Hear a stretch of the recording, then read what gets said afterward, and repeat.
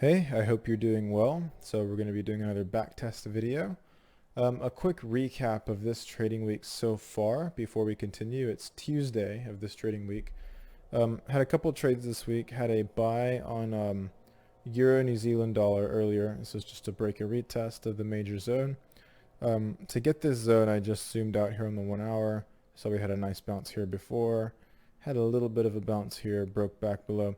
Came up to test it, but I thought that we would be bouncing here at this previous support and taking off upwards.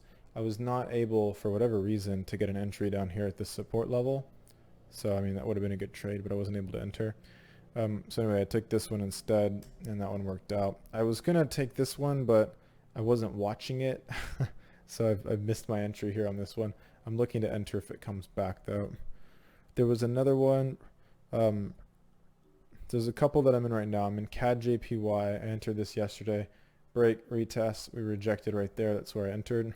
It's sitting at break even. It's almost hit the target a couple times. I don't expect it to work out. And I'm in CAD CHF, which it was a bounce of this support zone right here. I ended up extending it all the way down there to that low, just in case it comes down there. And I've also extended my stop loss a little bit further when I entered this trade yesterday, past the zone, past the previous extreme lows. We entered the zone, we had a bounce, but it was too far. Like, it was too far above the zone. I wanted to get an entry kind of like in the zone, at least for this one, since the stop is right there. So for this one, I ended up waiting for it to come back into the zone, and I was able to get an entry. So this one, it ended up dipping below the zone, the little sub-zone, the little 1 hour zone, but this one isn't even relevant, so I can just take it off. Ended up just pushing deeper into the lows of the zone, and yeah, then it bounced, and now it looks like we're still bouncing. I guess we'll find out where this one goes, but I'm in this. Also in USD JPY, I entered this morning, broke above the clear resistance zone, came back and tested it, triggered my alert. Candle closed a few minutes after it came into the zone, and it closed bullish like that, so I entered, and my entry got triggered here in this next candle. Well, not triggered, but my entry got entered right there on that next candle. We're having small candles slowly push up. I'm anticipating it'll come up a little bit further. The stop loss also didn't really need to be this far for this zone.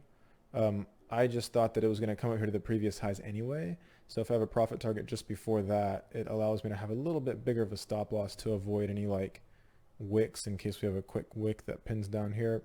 Also, since Asian session starts in an hour, it'll protect me from the spreads widening out. And there was a last one here on GBP AUD. It was a sell at resistance. Price came into this resistance zone up here. We started to reject the zone, and so after it came in to reject the zone here at the resistance, that candle had closed just below it. I just waited for the next candle up into the zone, which was right there. So I entered on this candle as it came up into the zone. Entry is, I think it was a little bit lower than this for some reason, but it was essentially after that next candle came into the zone is where I entered. I had to put my stop just past this previous wick up here because there's a likelihood that price could have gone further up into this zone, did something like that, and then fell. So I needed to have my stop loss a good distance away. But when you zoom out on the H1, I mean, it's just a pretty clear zone. It's just a zone that's been respected as support and resistance over and over. And we came there and we rejected, and that's the trade. So this one hit the profit target this morning. That's pretty much it for this week. Nothing else really exciting going on. There was this trade right here, which was a partial loss on AUD USD, and yeah, and this was the last one. So this was a partial loss. We had a break above this resistance zone. We came back, we tested. All of these first entries were too far outside of the zone for me to enter. When we came down in here to the previous lows, I went ahead and entered because I thought that'd be a good entry. Price went sideways for a couple candles, then went even lower. I had clients who were in this trade as well, both at Mission FX and in the compounding course clients. But I don't know. I thought it was going to break, to be honest. So I ended up just getting out. It had a little bit further of a move down after I got out, but it would not have hit the stop loss. It then found support and pushed up. So I'm happy with my decision. It was a little bit less than a 20% loss on that account. So it's not really a big deal. Plus we had a bunch of other winners this week so far. So yeah, that's it. So that's pretty much it for this week. So let's go ahead and get started. Let's pick a random pair. We'll do a number between 1 and 10, so it's 9. So 1, 2, 3, 4, 5, 6, 7, 8, 9. 80 New Zealand dollar. So let's go to a different chart here. 80 New Zealand dollar on FXCM. So remove drawings. Let's go find another random number here. 3. So we'll scroll back 3 seconds. I'll zoom out just to make sure that I can't see anything. 1, 2, 3. We are in April of 2021. For this, our last account was a fail. Our last challenge was a fail. $500 and it ended up in $400 after like 2 months. So it was a break even or a loss, kind of. With commissions it would have been more of a loss. I scratched that account, so it was a failed challenge. But yeah, so we'll see where this one goes, right? Could work, could not. About half the accounts you should expect to fail. The other half you should expect to get to the profit target, so that all the metrics and the math still works out.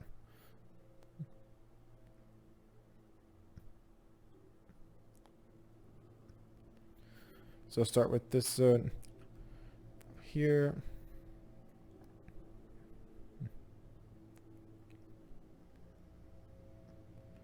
Not really seeing any clear zones here on 80 New Zealand dollar.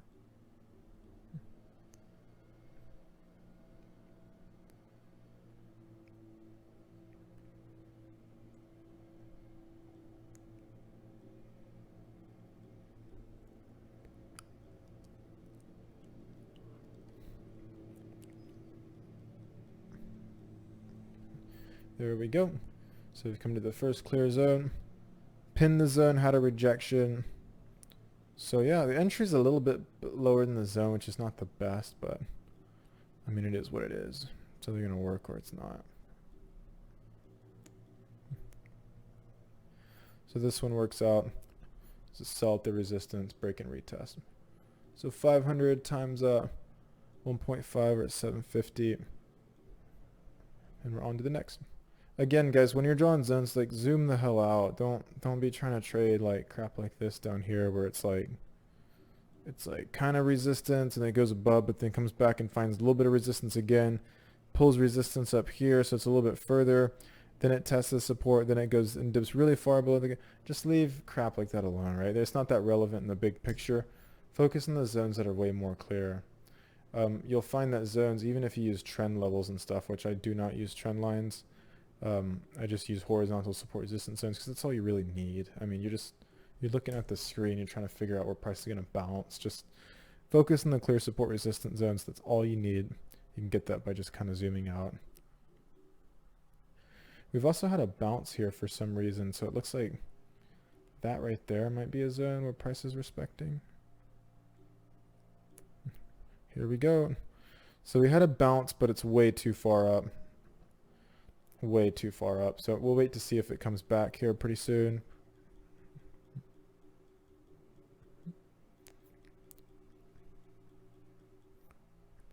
We have another sell at resistance here. Hits the zone, falls right there. We've already had a nice move away, and this is our first fresh test after a while. So we can take a sell right there. With the target down here. Kind of a far target, but I mean, if it's gonna bounce here, it should come somewhere around the lows down here, in which case it hit the target. And if it doesn't bounce right here and it pushes up a little bit deeper into the zone, it shouldn't hit the stop loss if it's going to respect the zone. So in this, it hit the stop loss and then ended up falling. Whoop-de-doo. So minus 40%, we're at 450 now.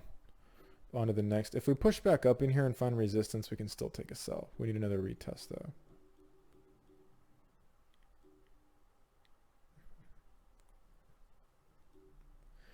Worth a shot. It's come back to resistance. It's tested. It started to pin. This gives us a little bit easier of a target to hit as well. Yeah, so the second one worked out.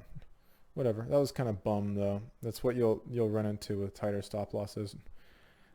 With the tighter stop losses, we're not using active position management in this because I've had every single client, every single one of you that I've done a one-on-one session with right now, we're at 675 by the way.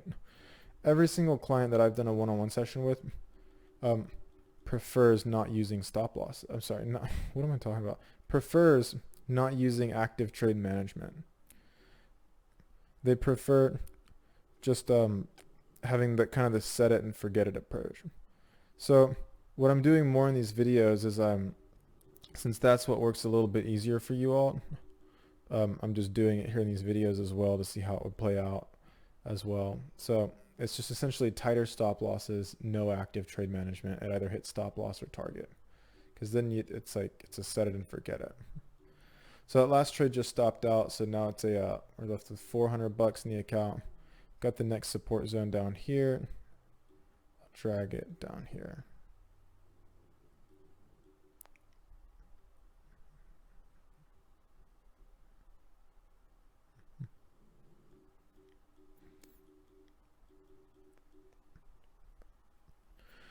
This was a pretty good retest. We had a nice pin into the zone on a retest there.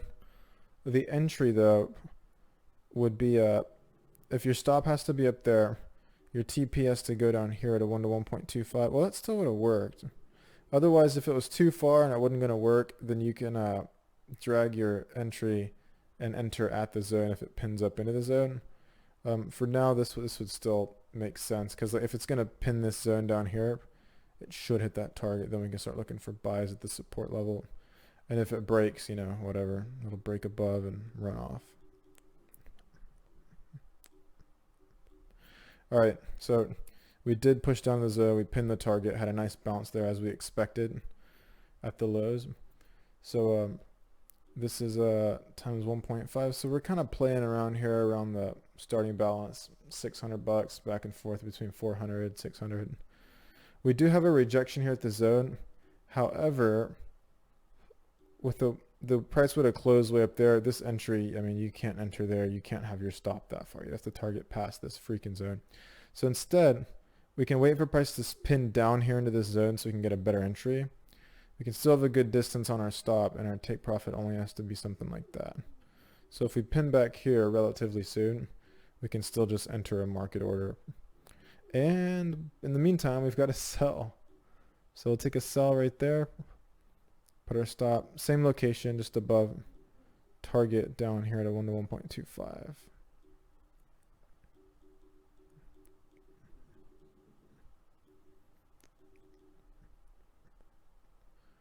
And unfortunately, it didn't work. And it never came back to give us an entry for a buy. So we can still look now for it. Since we've gotten above here, we can wait for a bounce right there. So see if that sets up. So here we are, roller coastering around the starting balance.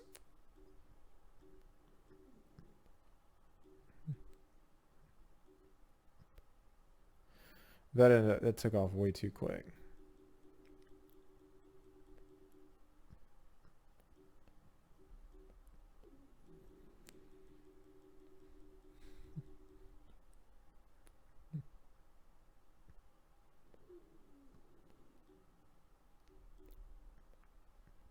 This one looks good. So a sell at resistance, enter a sell right there.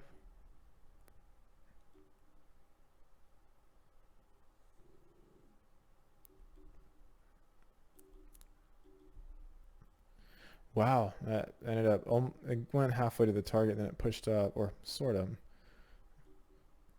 Kind of, sort of.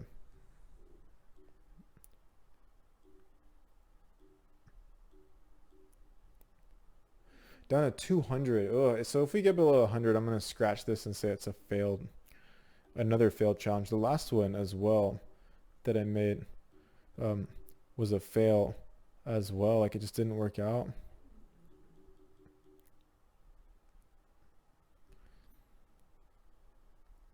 Let's wait for some good rejection here before entering. Yeah, so we've rejected. So there we go. There's an entry. We've rejected the zone. It's not going to work if we're way down there. Obviously, we need to wait for it to come back into the zone, and we could have had a market order right here once we got back to the zone. So meaning a pending order that triggers you into market as soon as it gets there. This one would have pinned and then come all the way back. So that's cool. Would have worked out perfectly. Again, this rejection up here is technically good, but I had wanted to see something a little bit more in that case. Maybe that next candle you could have entered.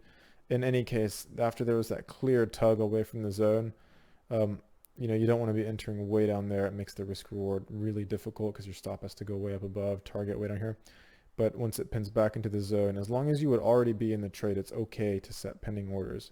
Like I said, as long as it's a clear zone and as long as it's already rejected the zone. Meaning the only reason you're not in the trade at all right now is because you just didn't have a good enough entry. Like by the time it rejected it, it had already taken off without you per se.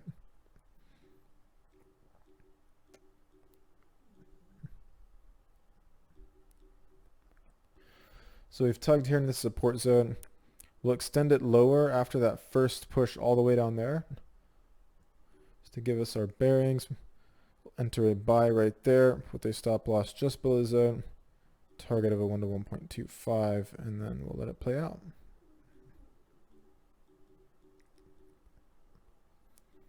Yeah, and this one hit stop. So here we are back down again. So let's see where this would be at.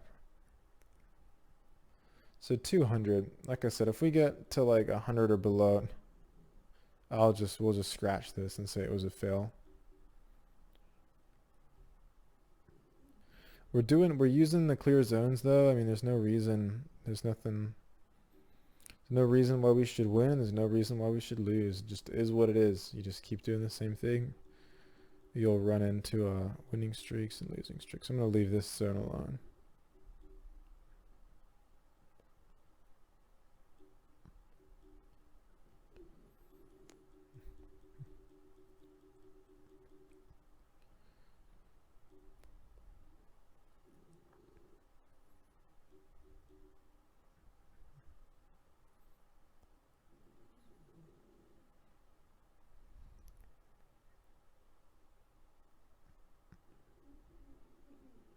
Just letting it get to one of the clear zones. Hopefully the support zone a little bit lower. So now we're starting to maybe form a resistance zone here. We have a test up here. We also have a test down there. If we can get a clear pin with rejection, I think it'd be worth a shot to trade it. So it never came up. Anyway, doesn't matter. So we got a trade here. Price pin this zone. Rejected. That will be the entry up there. Stop all the way down there. Target all the way up here. In this case, since the entry is kind of like high, it's like really high, but we could have a pin all the way down there, and we'd need our stop below that wick. So I mean, we'd need it really far below. So in this case, what you could have done is after it had pinned away, you could say, hey, I'm going to wait for an entry at the zone. You could have set an alert at the zone to enter right there, or mark or a pending order. That probably still wouldn't have even triggered. Let's just say you set a pending order for a buy right here, and if we come down again, we'll enter. So there we go. So we got an entry there, and then a TP of a 1 to 1.25. Oh wow, that's wow. Bit narrowly missed the target, and then ended up stopping out. Wow, that's some bum. Anyway, I'm gonna call this a failure. So this is the so 2 in a row. That's interesting because the last one was too. So $500 to $118. Yeah, okay. You know, we'll just leave it at that. I think it's good when this happens. It's not very often this happens. Most of the accounts that I do win. But what you should expect is about half your account should blow. The other half of them should get to the targets. It doesn't matter. Like 1 week you'll be doing great. The next week you'll be doing the same exact thing. Same trades, same everything, but it just doesn't work. Like it's the whole game of trading is like it's a game of patience for just most people to just keep doing the same thing of a working system, and then eventually you'll run into your win streaks. You'll get nicely compounded accounts, this and that. You just have to sit through the annoying crap like this where it's like, I mean, $500 and you're left with like $100. How long was this as well?